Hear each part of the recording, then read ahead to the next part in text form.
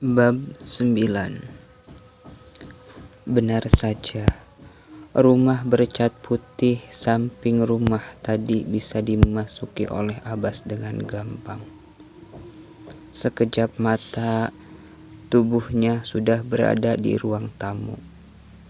Pemilik rumah sedang terlelap tidur, kecuali seorang perempuan berumur 19 tahun di lantai 2. Dia sedang main game. Abbas tidak mengetahuinya. Suara pintu dibuka terdengar dari lantai 2. Abbas langsung bersembunyi di balik kursi ketika dia akan masuk kamar. Gawat, kata Abbas dalam hati.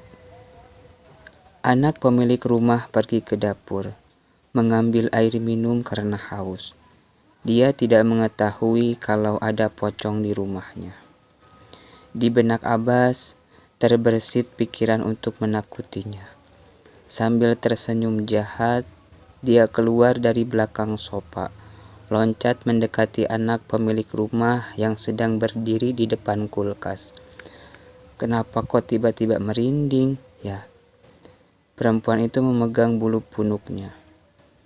Abbas tersenyum, loncat perlahan, lebih mendekat. Sekarang dia berada satu langkah di belakang tuan rumah, lalu meniup bulu kuduknya. Kok jadi makin seram? Dia berbalik dan mendapati wajah Abbas sedang tersenyum. Akan tetapi, meskipun tersenyum, tetap saja wajahnya seram. "Pocong!" teriaknya sambil berlari ke kamar orang tuanya. Mengetuk pintu dengan kencang. "Bu, Pak, Ibu, Bapak." Dia masih mengetuk pintu kencang sambil memanggil orang tuanya supaya bangun. Sesekali melirik ke belakang. Abbas masih berdiri di sana. Dia tersenyum. "Apa?" Abbas menghilang bersamaan dengan pintu dibuka. "Kenapa, sayang?" bapaknya bertanya. "Ada pocong." "Pocong? Di mana?" "Di dapur." Anaknya nunjuk ke dapur. Sayangnya tidak ada apa-apa di sana. "Mungkin itu hanya imajinasi kamu. Kembali saja ke kamar." "Itu bukan imajinasi, Bu. Aku benar-benar melihatnya." Dia tersenyum ke arahku. "Apa? Tersenyum?" Dia mengangguk. "Mungkin dia mau kenalan sama kamu, soalnya jomblo terus sih. Sudah, sekarang pergi ke kamar. Sudah pagi." Dengan wajah kesal dia kembali ke kamarnya. Membuka pintu dan ternyata Abbas sudah menunggu di sana. Berdiri di dekat kasur sambil tersenyum.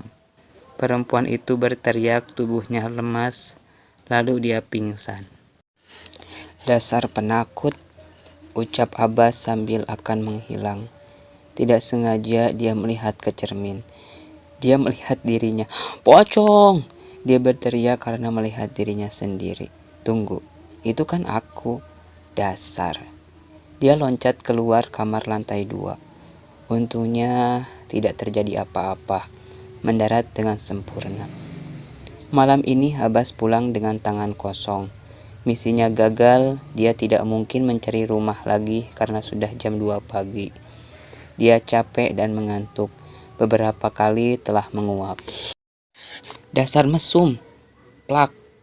Tamparan keras dari istrinya. Ketika dia menceritakan kejadian pertama, kenapa dia tidak membawa uang. Pipinya panas. Kain kapannya sudah diganti dengan kaos. Disimpan di tempat aman. Dia duduk di atas kasur. "Itu tidak sengaja. Pintunya sedikit terbuka. Tapi tetap saja kamu melihatnya kan? Sedikit. Tidak mau tahu. Sekarang Bapak tidur di luar." Abbas hanya mengangguk. Dia tidak mau berdebat apalagi berantem dengan istrinya. Dengan lemas, Abbas mengambil bantal, berjalan keluar kamar. Dia sudah terbiasa seperti itu, tidur di ruang tamu ketika tidak membawa uang, meringkuk di kursi panjang. Setengah jam kemudian Herlin keluar dari kamarnya. Dia ingin ke kamar mandi sekalian minum. Matanya melihat bapaknya tidur di kursi panjang hanya dengan kain sarung saja. Pemandangan biasa dilihatnya. Itu berarti orang tuanya sedang marahan. Herlin mengambil selimut, menyelimuti tubuh bapaknya. Dia bangga mempunyai bapak yang selalu berusaha untuk membahagiakan anaknya. Melakukan apa saja supaya anak dan istrinya tetap makan. Pergi pagi, pulang malam. Abbas adalah pahlawan dan cinta pertama baginya. Tidak akan tergantikan semua jasa dan tidak akan tergantikan cintanya. Bapaknya akan selalu menjadi nomor 1 di hatinya. Sehat-sehat ya Pak? Herlin mengecup kening Abbas. Lalu dia tersenyum, berjalan ke dapur untuk mengambil air minum. Sekarang Abbas merasa sedikit hangat. Pukul 8 pagi tanpa sepengetahuan istrinya, Abbas pergi ke rumah Rena. Dia akan menceritakan kejadian semalam. Bukan yang melihat orang sedang berhubungan badan, melainkan dia tidak bisa menembus tembok rumah ketika ada yang mengaji di dalamnya. Suamiku juga pernah seperti itu. Dia terpental, seperti ada tembok tebal menghalanginya, kata Rena setelah mendengar cerita Abbas. Iya, aku pun merasakan seperti itu. Kita hanya bisa masuk ke rumah yang penghuninya lalai beribadah sesukanya. Terkadang dia mepet waktu, rumahnya kosong tanpa bacaan ayat suci. Jangan tanyakan soal hatinya saat tidur, waktu sadar saja kadang lupa ke penciptanya, apalagi saat tidur. Rena tersenyum melanjutkan perkataannya. Tapi tenang saja Pak. Orang semacam itu hanya sedikit sekali orang yang mau bangun malam lalu beribadah. Mereka memilih menaikkan selimut. Kalaupun bangun ya hanya ke kamar mandi karena ingin buang air atau mengambil air minum. Setelah itu mereka lanjut tidur. Jadi tenang saja Pak, lahan kita mencari uang masih banyak. Mereka tertawa. Silahkan diminum kopinya Pak. Abbas menyeruput kopi buatan Rena. Tidak terlalu manis, dia suka. Matanya melihat sekeliling, melihat foto di mana ada 3 orang di dalamnya. Rena dan 2 lelaki, salah satunya anak kecil.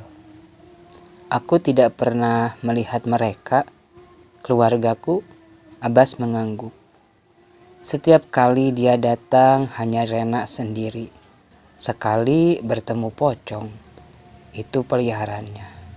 Rena menyeruput kopi susu untuk kesekian kalinya. Dia tersenyum. Apakah dia harus menceritakan ke Abbas?